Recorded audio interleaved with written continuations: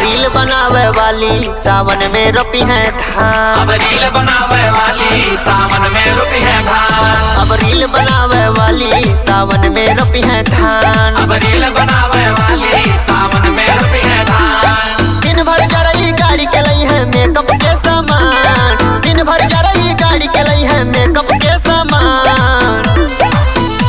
हाई video बनावे वाली सावन में रोपी है धान। अब रील बनावे वाली सावन में रोपी है धान। हाँ रील बनावे वाली सावन में रोपी है धान। अब रील बनावे वाली सावन में रोपी है धान।